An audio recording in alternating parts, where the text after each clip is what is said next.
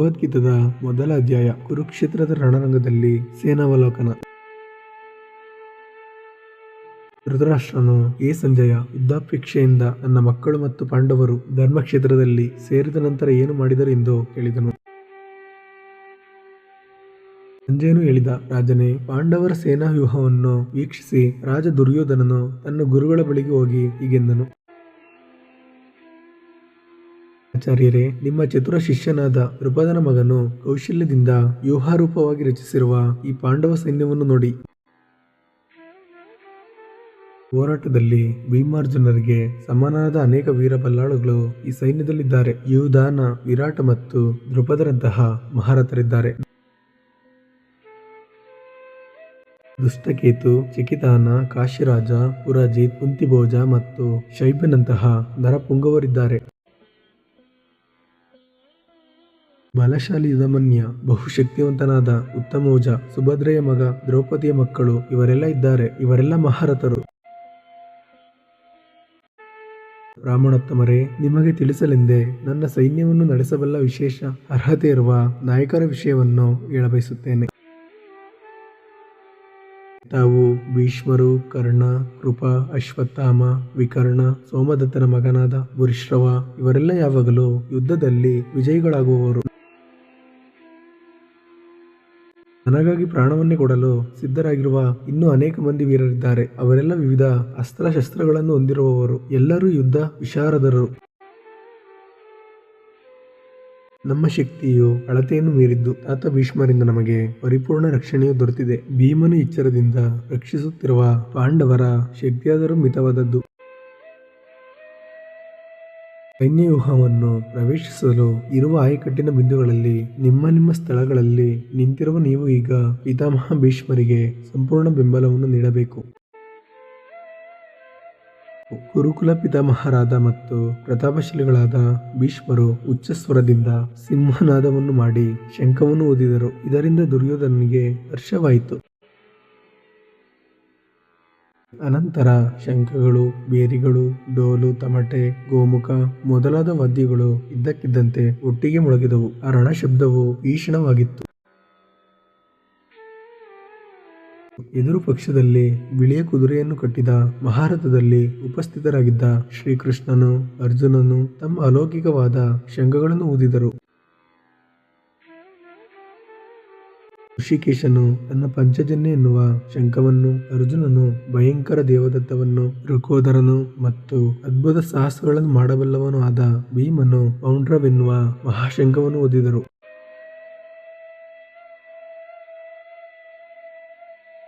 ಕುಂತಿಪುತ್ರನಾದ ಯುಧಿಷ್ಠಿರನು ಅನಂತ ವಿಜಯವೆಂಬ ತನ್ನ ಶಂಖವನ್ನು ಊದಿದನು. ನಕುಲ ಸಹದೇವರು ಸುಘೋಷ ಮತ್ತು ಮಣಿಪುಷ್ಪಕ ಶಂಖಗಳನ್ನು ಊದಿದರು. ಅರಸನೇ, ಮಹಾಧನುರ್ಧಾರಿಯಾದ ಕಾಶಿರಾಜ, ಮಹಾರಥನಾದ ಶಿಖಂಡಿ, ದುಷ್ಟದುಮ್ನ, ವಿರಾಟ, ಅಜಯನಾದ ಸಾತ್ಯಕಿ, ದ್ರೌಪದಿಯ ಮಕ್ಕಳು, ಮಹಾಬಾಹುವು, ಸುಭದ್ರೆಯ ಮಗನೂ ಆದ ಅಭಿಮನ್ಯು ಎಲ್ಲರೂ ತಮ್ಮ ತಮ್ಮ ಶಂಖಗಳನ್ನು ಊದಿದರು. ಈ ಶಂಖಗಳ ನಾದದಿಂದ ತಮಲು ಉಂಟಾಯಿತು. ಭೂಮಿ ಮತ್ತು ಆಕಾಶಗಳಲ್ಲಿ ಪ್ರತಿಧ್ವನಿಯನ್ನು ಮಾಡುತ್ತಾ ಅದು ಕೌರವರ ಹೃದಯವನ್ನು ಚೂರು ಮಾಡಿತು. ಏ ಅರಸನೇ, ಆಗ ಕಪಿಧ್ವಜನಾದ ಅರ್ಜುನನು ಯುದ್ಧ ಸನ್ನದ್ಧರಾದ ಕೌರವರನ್ನು ನೋಡಿದನು. ತನ್ನ ಧನಸ್ಸನ್ನು ಎತ್ತಿಡಿದು ಬಾಣಗಳನ್ನು ಬಿಡಲು ಸಿದ್ಧನಾಗಿ ಶ್ರೀಕೃಷ್ಣನಿಗೆ ಈ ಮಾತುಗಳನ್ನು ಹೇಳಿದನು. ಅರ್ಜುನ ಹೇಳಿದ, ಏ ಅಚ್ಯುತ, ಯುದ್ಧ ಮಾಡಲು ಸನ್ನದ್ಧರಾಗಿರುವ ಇವರನ್ನು ಮತ್ತು ಈ ಘೋರ ಶಸ್ತ್ರಸ್ಪರ್ಧೆಯಲ್ಲಿ ನಾನು ಯಾರೊಡನೆ ಹೋರಾಡಬೇಕೋ ಅವರನ್ನು ನೋಡಲು ಸಾಧ್ಯವಾಗುವಂತೆ ಈ ಎರಡು ಸೈನ್ಯಗಳ ಮಧ್ಯೆ ನನ್ನ ರಥವನ್ನು ನಿಲ್ಲಿಸು. ದುರ್ಬುದ್ಧಿಯವನಾದ ಧೃತರಾಷ್ಟ್ರನ ಮಗನನ್ನು ಸುಪ್ರೀತಗೊಳಿಸುವ ಅಪೇಕ್ಷೆಯಿಂದ ಯುದ್ಧ ಮಾಡಲು ಇಲ್ಲಿಗೆ ಯಾರು ಬಂದಿದ್ದಾರೆ ಎಂದು ನಾನು ನೋಡಲು ಬಯಸುತ್ತೇನೆ. ಸಂಜಯನು ಹೇಳಿದ, ಏ ಭರತವಂಶಜನೇ, ಅರ್ಜುನನು ಈ ಮಾತುಗಳನ್ನು ಕೇಳಿ ಶ್ರೀಕೃಷ್ಣನು ಎರಡು ಸೈನ್ಯಗಳ ನಡುವೆ ತನ್ನ ಶ್ರೇಷ್ಠ ರಥವನ್ನು ನಿಲ್ಲಿಸಿದ. ಭೀಷ್ಮ, ದ್ರೋಣ ಮತ್ತು ಜಗತ್ತಿನ ಇತರ ರಾಜರ ಮುಂದೆ ರಥವನ್ನು ನಿಲ್ಲಿಸಿ ಭಗವಂತನು, ಪಾರ್ಥ, ಇಲ್ಲಿ ನೆರೆದಿರುವ ಎಲ್ಲ ಕೌರವರನ್ನು ನೋಡು ಎಂದನು. ಅರ್ಜುನನು 2 ಸೈನ್ಯದಲ್ಲಿಯೂ ಇದ್ದ ತನ್ನ ಚಿಕ್ಕಪ್ಪ ದೊಡ್ಡಪ್ಪಂದಿರನ್ನು, ತಾತಂದಿರನ್ನು, ಗುರುಗಳನ್ನು, ಸೋದರ ಮಾವಂದಿರನ್ನು, ಸೋದರರನ್ನು, ಮಕ್ಕಳನ್ನು, ಮೊಮ್ಮಕ್ಕಳನ್ನು, ಸ್ನೇಹಿತರನ್ನು, ಮಾವಂದಿರನ್ನು, ಹಿತೈಷಿಗಳನ್ನು ನೋಡಿದನು. ಕುಂತಿಯ ಮಗ ಅರ್ಜುನನು ಈ ಎಲ್ಲ ನೆಂಟರಿಷ್ಟರನ್ನು ಕಂಡಾಗ ತುಂಬಾ ಭಾವಪರವಶನಾಗಿ ಹೀಗೆ ಹೇಳಿದನು. ಅರ್ಜುನನು ಹೇಳಿದನು, ಕೃಷ್ಣ, ಯುದ್ಧಾಭಿಲಾಷೆಯಿಂದ ಇಲ್ಲಿ ಸಮಾವೇಶಗೊಂಡಿರುವ ನನ್ನ ನೆಂಟರಿಷ್ಟರನ್ನು ನೋಡಿ ನನ್ನ ಅವಯವಗಳು ಕಂಪಿಸುತ್ತಿವೆ ಮತ್ತು ಬಾಯಿಯು ಒಣಗುತ್ತಿದೆ. ನನ್ನ ಶರೀರವು ಕಂಪಿಸುತ್ತಿದೆ, ಕೂದಲು ನಿಮಿರುತ್ತಿದೆ, ಗಾಂಡೀವ ಧನಸ್ಸು ಕೈಯಿಂದ ಜಾರುತ್ತಿದೆ ಮತ್ತು ನನ್ನ ಚರ್ಮವು ಉರಿಯುತ್ತಿದೆ. ಹೇ ಕೇಶವ, ಇಲ್ಲಿ ನಿಲ್ಲುವುದಕ್ಕೂ ನನಗೆ ಆಗುತ್ತಿಲ್ಲ. ನನ್ನನ್ನೇ ನಾನು ಮರೆಯುತ್ತಿದ್ದೇನೆ. ನನ್ನ ಮನಸ್ಸು ಸುತ್ತುತ್ತಿದೆ. ಅಶುಭ ಸೂಚಕ ಶಕುನಗಳೇ ಕಾಣುತ್ತಿವೆ. ಹೇ ಕೃಷ್ಣ, ಯುದ್ಧದಲ್ಲಿ ನನ್ನ ಬಂಧುಗಳನ್ನೇ ಕೊಲ್ಲುವುದರಿಂದ ನನಗೆ ಯಾವ ಶ್ರೇಯಸ್ಸು ಆಗಲಾರದು. ಅನಂತರವೂ ನಾನು ಯಾವುದೇ ವಿಜಯವನ್ನಾಗಲಿ ರಾಜ್ಯವನ್ನಾಗಲಿ ಸುಖವನ್ನಾಗಲಿ ಬಯಸಲಾರೆ.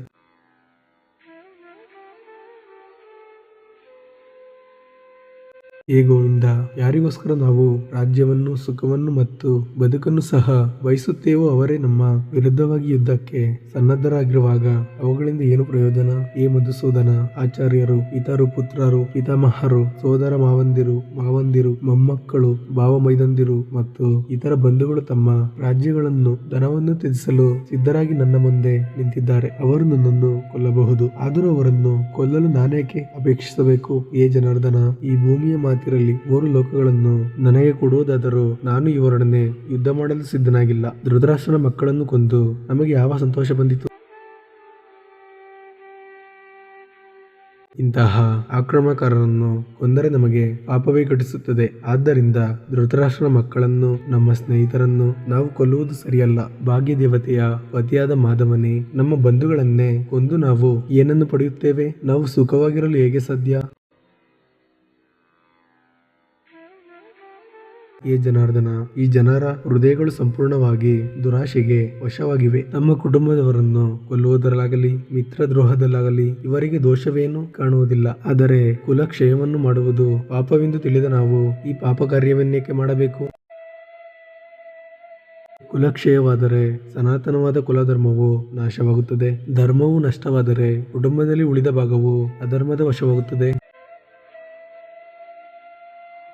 ಹೇ ಕೃಷ್ಣ, ಕುಟುಂಬದಲ್ಲಿ ಅಧರ್ಮವು ಪ್ರಧಾನವಾದಾಗ ಕುಲಸ್ತ್ರೀಯರು ನೀತಿಭ್ರಷ್ಟರಾಗಿ ಅನಿಷ್ಟ ಸಂತಾನ ಸೃಷ್ಟಿಯಾಗುತ್ತದೆ.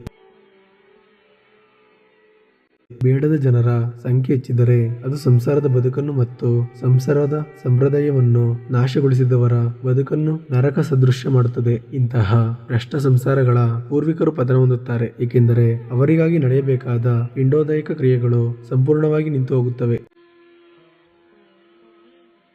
ಕುಟುಂಬದ ಸಂಪ್ರದಾಯವನ್ನು ನಾಶ ಮಾಡಿ ಬೇಡದ ಮಕ್ಕಳನ್ನು ಸೃಷ್ಟಿಸುವವರ ದುಷ್ಕರ್ಮದಿಂದ ಎಲ್ಲ ಸಮುದಾಯದ ಯೋಜನೆಗಳು, ಕುಟುಂಬದ ಕಲ್ಯಾಣ ಚಟುವಟಿಕೆಗಳು ನಾಶವಾಗುತ್ತವೆ.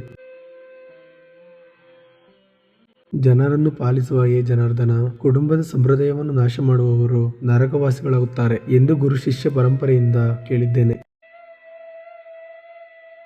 ಅಯ್ಯೋ, ಮಹತ್ವದ ಪಾಪ ಕಾರ್ಯಗಳನ್ನು ಮಾಡಲು ನಾವು ಸಿದ್ಧತೆ ಮಾಡಿಕೊಳ್ಳುತ್ತಿದ್ದೇವೆ ಎನ್ನುವುದು ಎಂತಹ ಆಶ್ಚರ್ಯದ ಸಂಗತಿ! ರಾಜ್ಯ ಸುಖದ ಲೋಭದಿಂದಾಗಿ ನಾವು ಸ್ವಜನರನ್ನು ಕೊಲ್ಲಲು ಸಂಕಲ್ಪ ಮಾಡಿದ್ದೇವೆ.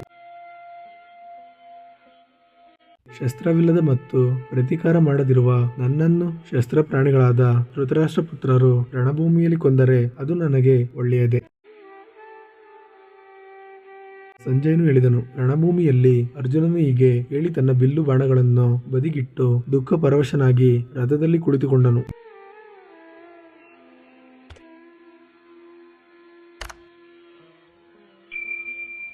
ಇಲ್ಲಿಗೆ ಶ್ರೀಮದ್ ಭಗವದ್ಗೀತೆಯ ಕುರುಕ್ಷೇತ್ರ ರಣರಂಗದಲ್ಲಿ ಸೇನಾವಲೋಕನ ಎಂಬ ಮೊದಲನೇ ಅಧ್ಯಾಯದ ಶ್ಲೋಕಗಳ ಅನುವಾದವು ಮುಗಿಯುತ್ತದೆ.